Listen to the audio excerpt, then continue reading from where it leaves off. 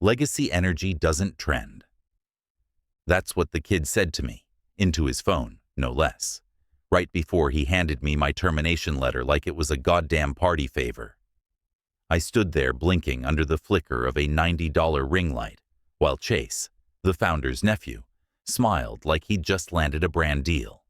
Somewhere off to the side, a half-dozen interns stared at me, their eyes flicking between me and his phone, like they weren't sure whether to applaud or cringe. Let me rewind. Name's Daniel Grant. I'm 52 years old, and until that morning, I was Senior Vice President of Strategic Development at Halcyon Dynamics, a mid-sized tech logistics firm that I helped drag from near insolvency into a $400 million valuation. I'd been there 17 years, longer than Chase has been out of puberty. I was the guy you called when the ship was taking on water, and you needed someone to plug holes with his bare hands. I negotiated deals that saved the company twice, once during the 2008 collapse, and again during the 2020 pandemic. I played nice with sharks in 5 languages. I once closed a multi-million-dollar contract in a hospital waiting room while my wife was in labor with our son. And last month, I brought in over $60 million in new long-term contracts. My best quarter. Ever. Didn't matter. Chase had other plans. Vibes, apparently. He showed up to the office one Monday in oversized sunglasses and a blazer that looked like it had been painted onto him. No tie. I don't think the man owns socks. The rumor was his uncle, the founder, Malcolm Weiss, had decided to take a step back and let Chase shake things up. A few of us laughed. We figured Chase would throw a few themed happy hours, botch a department reorg, and get quietly reabsorbed into marketing. We were wrong. I knew something was off when my name disappeared from the upcoming board schedule. Then the meetings got canceled. Then my executive access was quietly revoked. No explanation. Just silence. That morning, Chase texted me to come by the 12th floor for a quick sync. I walked in and knew immediately. He had that look, that greedy little shine people get when they think they're about to go viral. He was already filming. There were ring lights, a disposable cold brew on the desk, a huge printed sign behind him that said, "Welcome to the new era." He barely looked up. "Danny," he said, still adjusting the angle of his phone. "Appreciate you making time. Mind standing right? Yeah, there. Lighting's better. Okay, cool." Then he read it. Flat, rehearsed, like he was hosting a low-budget award show. "Your services are no longer required at Halcyon Dynamics. We're pivoting into a leaner, more synergistic structure that aligns with our Gen Z forward mission. Your role represents what we call legacy energy. And unfortunately, legacy doesn't trend." He grinned like he'd just coined a phrase worth engraving on a Patagonia vest. Then he added, almost as an afterthought, "We're replacing legacy thinking with vibe-centric synergy." He said it slowly, savoring each word, like he was unboxing a limited edition NFT. He held out the termination letter, like it was a wedding invite. I didn't take it. I looked around the room. 4 interns, 1 HR representative, a content strategist I didn't recognize. No one said anything. No one looked me in the eye. 17 years. I'd signed my mortgage with this company's name on the offer letter. I'd missed birthdays, anniversaries, funerals. I'd been in the ICU with pneumonia once and still took calls. I'd trained 3 of the executives currently running the company, and one of them had the audacity to email me last week asking for advice on a deal structure. I reached for the letter slowly. My hand didn't shake. I buttoned my blazer. It was navy, tailored, classic. Legacy, I guess. I didn't say a word. Not to Chase. Not to the HR rep. Not to the interns who I could tell were hoping for a meltdown they could whisper about over matcha later. I turned and walked out. No one followed. The elevator ride down was the longest 45 seconds of my life. I stared at the brushed steel doors and felt something hot and sour climbing up my chest. But I held it.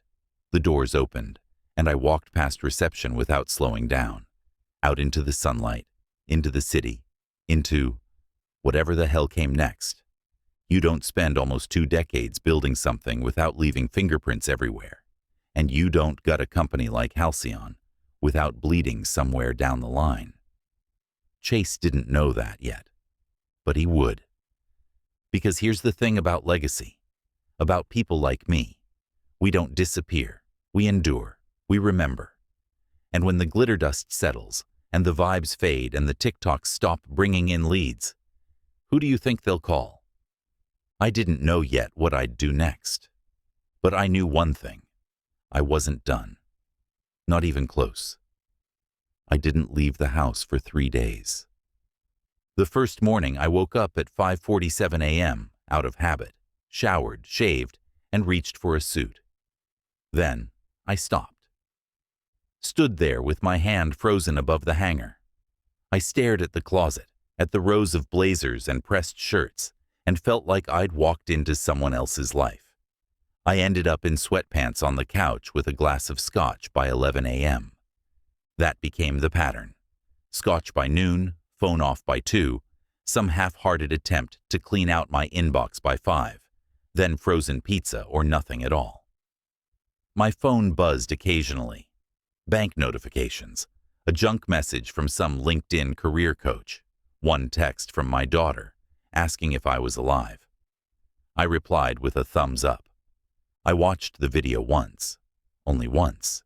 Chase posted it on the company's Instagram under the caption, "Out with the old leadership evolution." It had music, lo-fi synth, probably royalty-free, and cuts of him handing me the letter, like he was crowning himself CEO. He called it his first major act of disruption. The comment section was a disaster. Half praise from tech bros who'd never hired anyone in their life. Half outrage from burned-out professionals who saw a reflection of their own pink slips. I didn't comment. I didn't even tell anyone I saw it. But I sat there for 23 minutes after it ended, just staring at the blank screen, wondering if I should have said something, yelled, pushed back, thrown a chair maybe, at least given them a story. The email from HR came on the 4th day. It was a form letter, not even addressed to me personally, just Dear Daniel, a PDF with my severance package, 2 months of pay, the option to cash out my unused PTO, and some vague mention of professional transition support. There was a link to a calendar if I wanted to schedule a 15-minute call with an offboarding counselor. I didn't click it. I stared at the numbers, trying to calculate how long I could go before dipping into retirement funds. I could sell the house, maybe, move into something smaller. That thought hit harder than I expected. I'd raised my daughter in that house, grilled steaks on the back patio, built a sandbox that turned into a fire pit, that turned into a herb garden I never used. That night, she showed up. Emma. 27, fierce, sharper than me by a mile. She let herself in with the old key I'd forgotten she still had. "Jesus, Dad," she said, stepping over a pair of sweatpants I hadn't bothered to pick up.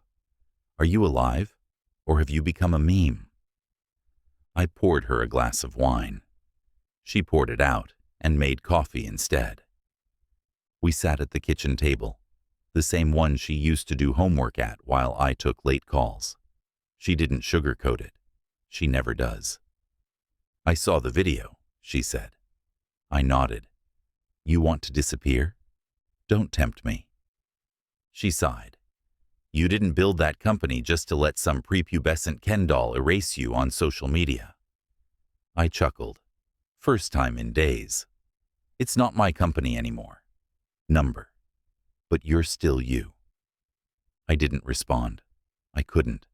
She stared at me a while, then slid her phone across the table. "Talk to people. Don't rot in here." After she left, I sat in the silence. No more email pings, no more Slack, No morning briefings. The quiet felt heavier than noise ever did. Then on Friday, my phone rang. Not a text, a call, an actual ring. The number was familiar, but it took me a second to place it. "Daniel," the voice said.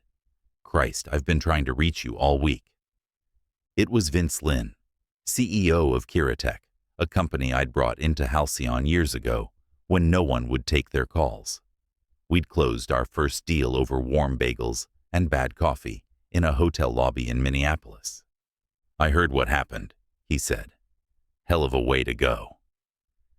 "Yeah," I muttered. "Well," he continued, "your replacement already burned 2 bridges in 3 days. They're chasing brand alignment and refused to even meet with my logistics head. Said they're focusing on younger partnerships. Whatever the hell that means." I leaned forward. "Sorry to hear that." He chuckled. "I'm not. Honestly, I never trusted your company. I trusted you." The line went quiet for a moment. Then he added, "Look, if you ever go independent, consulting, strategy, whatever, you give me a call. I've got budget and I've got problems. You've always been good at solving both." When we hung up, I sat there in the dark, the words repeating in my head. I trusted you, not the brand, not the buzzwords, not the synergy. Me. I didn't pour a drink that night. I didn't make pizza either. I opened my laptop, updated my resume, bookmarked a few domain names. I didn't know what the hell I was building yet. But something was flickering, and it wasn't gone. I registered the LLC on a Tuesday morning with a cup of black coffee and a pit in my stomach. Grant Strategic Partners.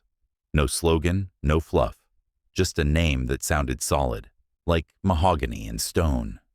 It felt strange typing my own name into those legal fields, like I was branding a ship I wasn't sure would float.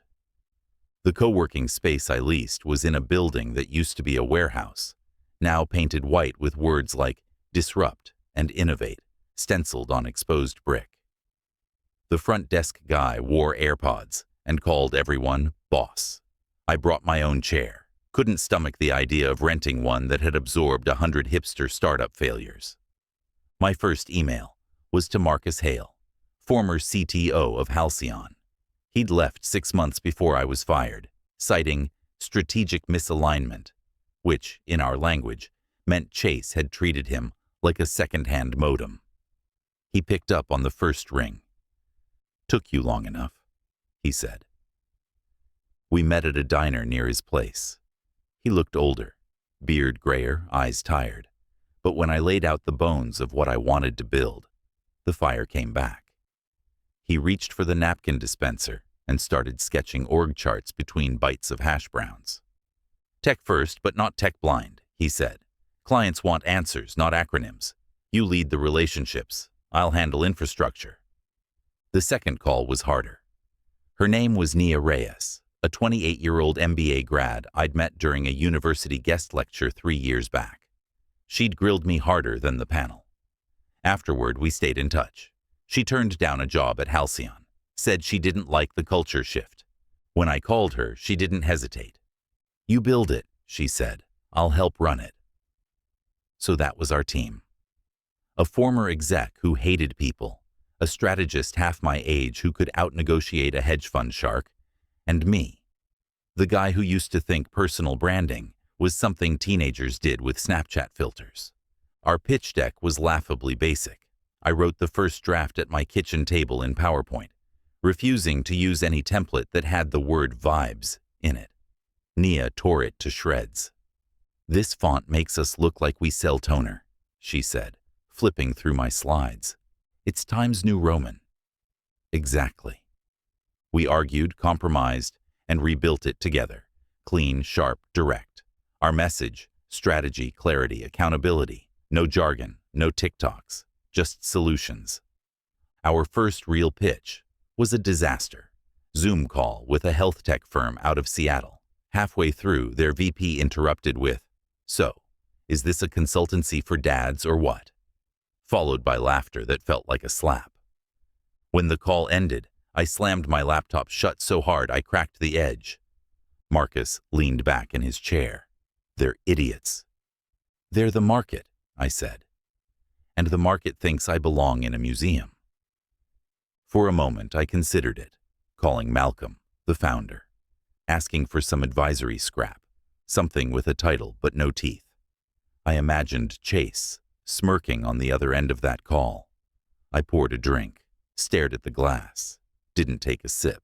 The next morning, we got our first break, a logistics company in Jersey, small, messy, but profitable. Their COO, Nadine, was an old contact. She called me directly. "Heard you're out on your own," she said. "We've got a vendor mess, our supply chain spaghetti, and my CEO thinks TikTok is a CRM. Can you help or not?" We took the gig. Nia negotiated the rate. Marcus ran diagnostics like a machine. I walked them through a 5-week recovery plan and personally onboarded their new vendors. By week 3, their fulfillment rate was up 18%.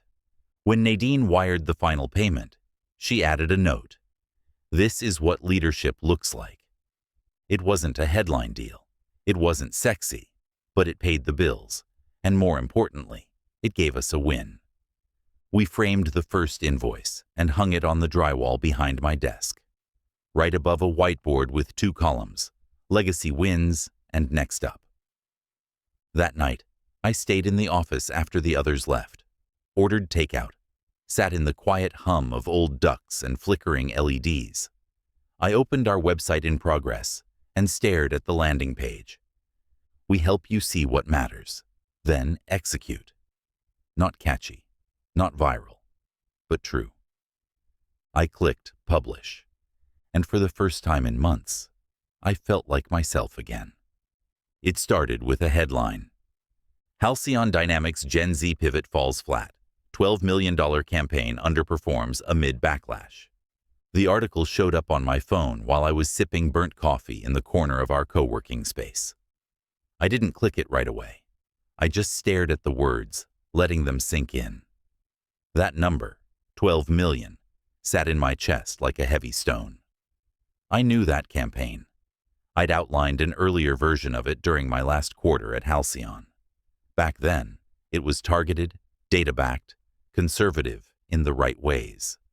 Chase had ripped it up, replaced it with what he called a vibe-forward digital rebrand, built around micro-influencers, live-streamed unboxings, and something called a culture drop. The clients hated it. The board hated it more. I didn't gloat. Not aloud, anyway. But I did smile. Over the next 2 weeks, the cracks widened. A friend in HR messaged me discreetly. 5 senior managers had resigned. Another got pushed out. Operations was hemorrhaging under Chase's vision of leadership, which mostly involved filming himself in hallways and posting CEO motivation clips to LinkedIn. Then came the calls. First, it was Gina from Ops, brilliant, underappreciated, and always 2 moves ahead. "He's rewriting SOPs with help from TikTok creators," she whispered into the phone. "I'm done." Then Alex from Legal. "They're putting NDAS in Comic Sans, Dan. Comic Sans." I took the calls, listened, nodded. Some wanted to vent. Some wanted work. I couldn't hire everyone, but I could hear them. And that seemed to matter more than anything Chase was offering. Marcus was less reserved about it all. "We should go for the throat," he said one afternoon, pacing across our small office like a linebacker. "We've got their ex-staff, their old clients, their IP trail in half our files. You want revenge? This is how we get it." Nia pushed back, arms folded tight. "We're not built for a takeover," she said. "We're lean by design. We try to eat their lunch now. We choke on it." I sat in silence for a while, staring at the whiteboard with our 3 active clients and 5 prospects. We weren't ready for a war, and I wasn't sure I wanted one. There was a time, not long ago, when I would have said yes, would have relished it, watched Chase sink and offered him an anchor disguised as a hand. but something had shifted in me. Pride still burned, sure, but it didn't drive anymore. That night, I got a call from Henry O'Brien, the man who'd mentored me early on, vice chair of Halcyon's board. He never said much, but when he did, it mattered. "Daniel," he said, voice low and measured. "You have a minute?" I stepped outside.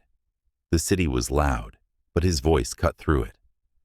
"We're in a situation," he said. "You've seen the news, I'm sure." "I have." "Then you know Chase's vision has run its course." I didn't respond. He continued. "There's talk, quiet, backroom talk, about recalibrating leadership. Chase still has influence, but his confidence in the board is slipping, and ours in him has already slipped." I waited. "Some of us believe," he went on, "that Halcyon needs someone who understands both worlds, old and new, legacy and future, someone who doesn't think synergy comes from hashtags." I exhaled. "You're asking me to come back?" "No," he said, "not yet. We're asking if you're willing to come back. And if so, would you lead?" Silence stretched between us like a wire. I stared out at the traffic, felt the hum of the city beneath my feet. "I have a team now," I said. "Good," Henry replied. "You'll need them." When I hung up, I didn't tell Marcus or Nia right away. I sat at my desk, opened the folder marked Prospect Pitches, and stared at a slide I'd seen 100 times. "We don't chase trends, we build futures." I meant those words, still did. But that future, maybe it wasn't just mine anymore. Maybe I was being asked to rebuild something I'd once built already. Only this time, right. The next morning, an email hit my inbox. The subject line was clinical. "Formal request for meeting. Halcyon Board of Directors." The body was even colder. "We would like to discuss a leadership transition. Please reply with your availability within the next 72 hours. No signature, no emojis, no ring lights, just business, real business." And I was ready. The last time I walked into that boardroom, Chase handed me a termination letter, like it was a participation trophy, filming me beneath the glare of his ring light. This time, the only lights were recessed in the ceiling, cold, corporate, mercifully quiet. No cameras, no applause, just business. I wore the same blazer I'd buttoned that day, same navy, same cut. There was no poetry in it, just a small private rhythm of symmetry. Closure, maybe. Henry O'Brien was waiting, hands folded, expression unreadable. 4 other board members sat around the table, papers in front of them, laptops open. They all looked tired. I imagined they'd spent the past few months trying to convince themselves a mistake wasn't a mistake until the numbers forced their hand. "Daniel," Henry said, standing halfway, "thank you for coming." I gave a small nod. "Let's talk." The pitch came fast. No theatrics. They were offering me a buy-in, 15% equity at a steep discount, operational oversight, and the ceremonial title of executive co-chair. It was a way to steady the ship without admitting the captain had crashed it into every rock in sight. I listened. Let them get it all out. Then I opened the folder I'd brought with me and slid it across the table. Nia had designed the packet. Marcus had vetted every line. It was simple, a merger proposal. Grant Strategic Partners would absorb Halcyon's operational assets and client contracts. I would assume CEO responsibilities under a new entity, Halcyon Grant.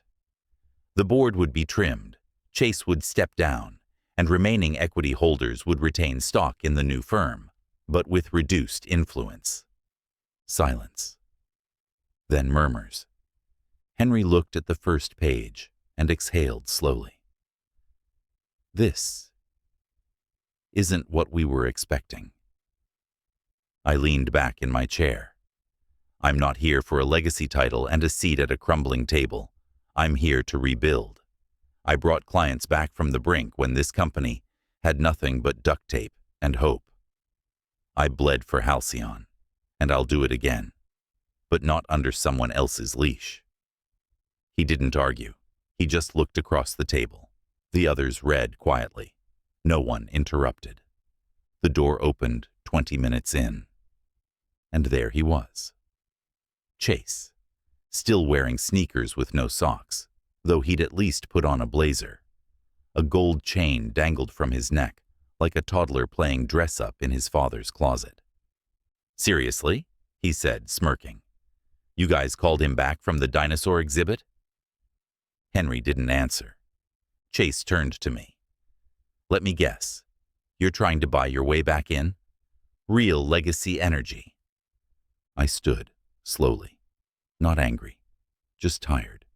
Tired in the way that comes from watching someone light a house on fire and call it innovation. "No, Chase," I said. "I'm not buying in. I'm offering a lifeboat, one you're not invited onto." He laughed. "They wouldn't dare." One of the board members, a woman named Leslie, I barely knew, spoke without looking up. "Actually, we would." His face dropped. "This is a joke," he spat. "You're all spineless." No one moved. No one defended him. Chase's eyes met mine, and for the first time, there was no smugness, just panic. Hot, shallow panic that he'd tried so hard to dress as swagger. He turned, muttered something under his breath, and stormed out. No one stopped him. The vote happened minutes later. Unanimous. The documents were signed that afternoon. By Friday, the company was ours. We held the first all-staff meeting in the same auditorium where I'd once given quarterly performance reviews. Half the staff were new. The other half looked like they'd aged 10 years under Chase. I walked on stage. No spotlight, no music, just a microphone and a slide that said, "Clarity, accountability, results." "I'm not here to talk about the past," I began. "You already lived it. You survived it. That's enough." They listened, some with folded arms, others leaning forward, eyes narrowed. Not fans yet, not skeptics either. Just tired people waiting to see which way the wind would blow this time. "I won't pretend we're building something trendy. We're building something durable. We'll blend innovation with structure, ambition with wisdom. We won't chase noise. We'll earn respect. Together." Silence, then hesitant applause, then real applause. And just like that, we began again. Later, I stepped into my old office. The air smelled like new paint and old furniture. Most of my things were gone, but in a box on the bookshelf, someone had left a photo. The original Halcyon team, 12 of us in a tiny room with terrible lighting and plastic chairs. I was 35. Malcolm had just signed the first seed check. I picked up the frame and hung it back on the wall. Centered, level. Behind me, the city moved on. Louder, younger, faster. But in that moment, I wasn't chasing it. I was building something it couldn't ignore. And this time, it had my name on the door.